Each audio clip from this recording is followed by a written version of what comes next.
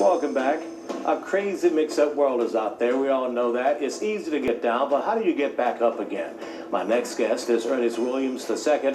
When I talked with him last week to decide if he would be a good guest, I realized that his story of climbing up the rough side of the mountain is one that I wanted you to hear. Ernest, welcome to CLE43 Focus. Thank you, Harry. Good to see you, sir. Good to see you, too. All right. I always have my first-time guests tell us a little something about themselves. So where are you from and a little more about that? From Euclid, Ohio. I live in Parma right now. I actually got married 2 months ago. So congratulations. Thank you. I'm an electrical test engineer at NASA. So I'm doing that right now. And I'm also starting my new business, Inspired by Inspirations, LLC. So pretty busy. Yeah, that's good. Now, as I was saying earlier, you have a very inspirational story. Yours has not been an easy way. Right. But you haven't let what has happened to you stop you, slowed you down a little bit here and there as life will happen. Right. Give us a little bit of your history, and then we'll talk about how you continue to find the inspiration to overcome and then to inspire others. So tell us a little bit more about Ernest. Okay. You know, I always had basketball dreams, you know, from the age of 7. All my dreams got crashed when I was 15. The day before basketball camp, I couldn't breathe. My doctor took me to the doctor, and the doctor told me that he didn't understand how I was breathing. All of my passages were blocked. I was in the hospital for a week straight, and they realized that I had a heart disease, which meant no more sports, no basketball, no more dreams, to me at least at that point. So at that point, I was fine. You know, I started working right after basketball season, my senior year of high school. The disease just disappeared. Wow. It's good to have it go away, but then, Right. you know, it did cut your basketball career short. Right. Well, temporarily, because then I could play, but it was too late, kind of. You know, I missed all the getting to college with, you know, basketball. So after that, you know, went to college. I thought that was the last, you know, no more issues that would come. During my engineering classes, cancer came in. I went through chemo, radiation while I was still doing my class. Which was extremely tough. Non-Hodgkin's lymphoma? I had Hodgkin's lymphoma. Okay. Yes. Which that was tough, you know, still being and doing my engineering courses while, you know, having chemo every other week, radiation, and still, you know, I had to still stay positive. I didn't want to just quit. You know, if some of my professors wanted me to stop, my parents did, but to me, I knew if I would have stopped, then I would have had nothing but just to think about, you know, the bad side. So I stayed, you know, positive, kept going. I've been fine for 8 years now from the cancer, so again, I thought that was the last issue. I was fine. 2011, on my actual birthday, I had a massive stroke. Wow. I lost all of my comprehension. I couldn't read, I didn't know the alphabet. When I was in the hospital, I didn't even know my sister's name when she came in. So that was the toughest, I think, because I had to learn everything all over again. I was 26, but I sounded like almost like a toddler. I couldn't read. I had to learn to speak and all that all over again. It was tough because people were mean. You know, you never learn how mean people can be sometimes when they look at you physically and they think you're fine, but you tell them I can't understand, they think you're lying, you know. So it was tough.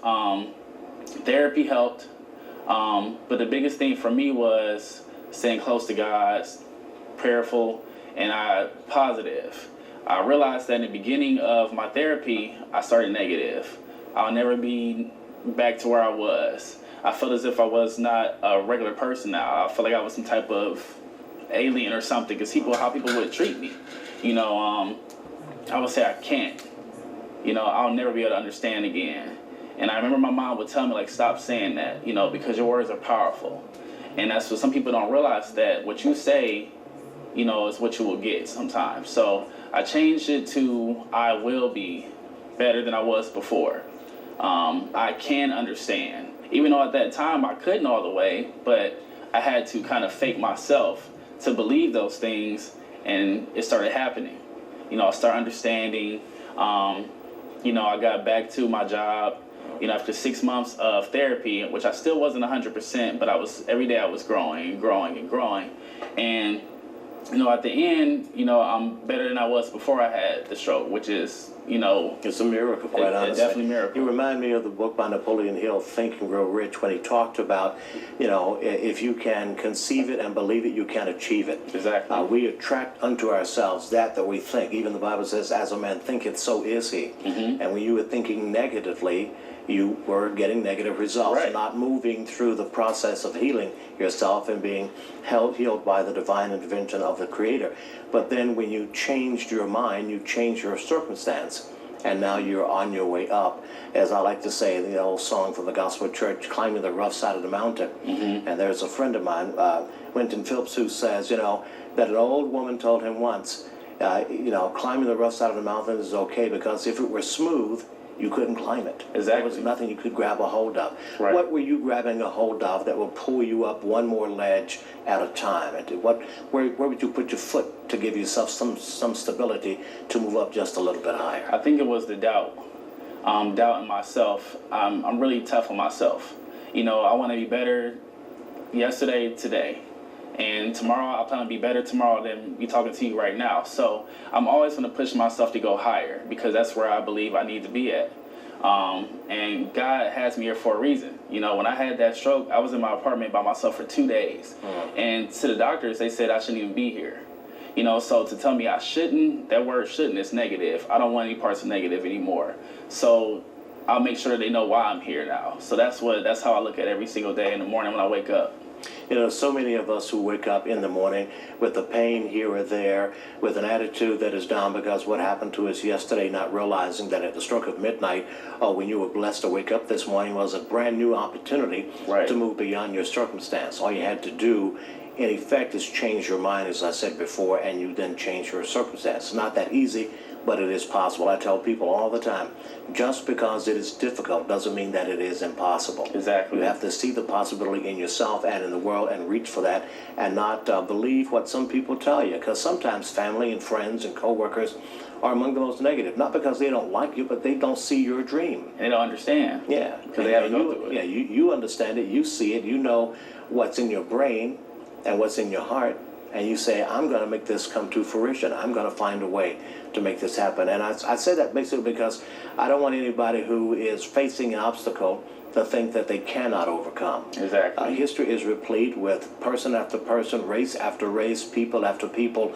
overcoming those kinds of odds. Johnson, who founded Jet Magazine and Essence Magazine, a Johnson Publishing Company, talks about how he succeeded against all odds, starting a company that became a multi-million-dollar empire with $500 he borrowed from his mama. So, Right. there are ways that, if you look at the circumstance differently, you Right. can look at the sunlight, or you can close the door and stay in the darkness. Right.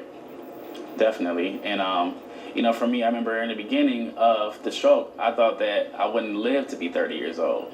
I thought I wouldn't live to see myself getting married. Because you start thinking about all the different circumstances and issues, like what's going to be next. I know something is going to be next, to the point that my doctors would tell me I was a hypochondriac. I would go to the doctor every day, like every single day of the week, because I was so nervous and I was so worried that I couldn't even see the opportunities I had because I was so blocked by all of my worries, And once I had to stop and say, okay, you know what, I have to take this, and I've overcome for those other things, I will overcome anything else that comes my way. So that's how I go every day now. And it's understandable that you would be negative initially, because things keep happening. You get one foot up and you slip back another foot. And it's good to hear a young man who says that, I may have had this happen to me, but I can be moved beyond that circumstance. I can be better than I was. I'm going to be better than I was. And when you talk to people, how do you take that message and make them feel your pain and your power? Because words are powerful. Right, exactly. And I never realized in the beginning that it touched people's hearts. So, to the point sometimes people just want to hug. They want to cry, and it's like, I didn't know it was going to feel that way. Sometimes I'm like, I'm sorry, but at the same time, it's like, I'm glad, because sometimes I talk to people that are like, I'm glad I talked to you because I was having a bad day. And I know that what's bothering me now doesn't even matter anymore. And you've helped me. And that's what, now I love to help people, because I was helped by God for me to be able to do things I can do now. So it's a great thing for me. Well, yours is an inspirational story. We're going to hear more of it when we come back. All right. We cover a lot of important topics here on CLE43 Focus. Here are just some of them. We talk about alcohol, drugs, crime, and violence. We discuss the economy, employment, and education. Plus, we also delve into the subjects of family and youth issues, as we were doing this morning. We talk about health and health care and housing. That's just to name a few. How do you learn to cope, as we're talking about this morning? We talk about leadership, race relations, diversity, and inclusion. If you know someone who can talk clearly about any of these issues, drop me an email at hboomer@cleveland19.com with their info for consideration to be a guest on the show. Stay with us. We'll be right back. Time is running out for this edition of CLE43 Focus. So let me get right back to our discussion with Ernest Williams II about how he has overcome his trials and tribulations. I think we can say that, people draw inspiration from your story, and I'm glad you're here to tell your story. You were often spending time early on after some of these things have happened to you, sort of waiting for the next shoe to drop. Right. Tell us how you dealt with that the next time something did happen, and then tell us how we can contact you if you want. I know you do some speaking in that, so if folks want to hear more about your story.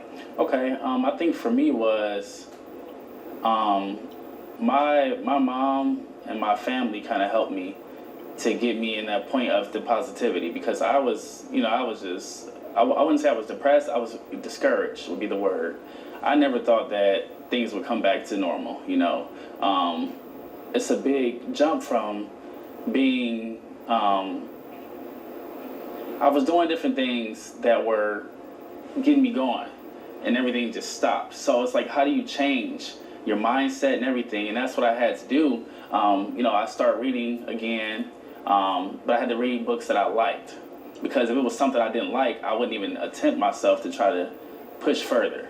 I would walk through the parking lots and I would memorize cars, just something small. But you have to make your brain moving. If you don't use it, you will lose it. Exactly. If you keep your brain active, yes, it will be more active, and right, that's good. That's a good thing. It was it's a website called luminosity.com. It has I've those heard of it, yeah, brain puzzles. I would do brain puzzles. Anything to make my brain get back to using it again, because if it doesn't, then I had no chance. I don't like to lose. I told you from the sports, so.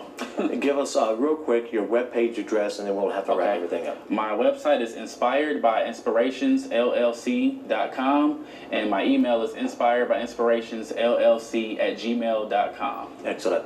Ernest Williams II, man, your story is great and inspiring. We appreciate you coming here and sharing that. Let people know that they can overcome. Just because it is difficult does not mean it is impossible. Yes. But don't forget to check out this and past editions of CLE43 Focus on our website at cleveland19.com. Thanks to our guests for being here. Thanks to the crew for all the hard work they do. And, of course, thank you for watching. Tune in every Sunday morning at 6:30. I'm Harry Boomer, the executive producer. Be well, take good care.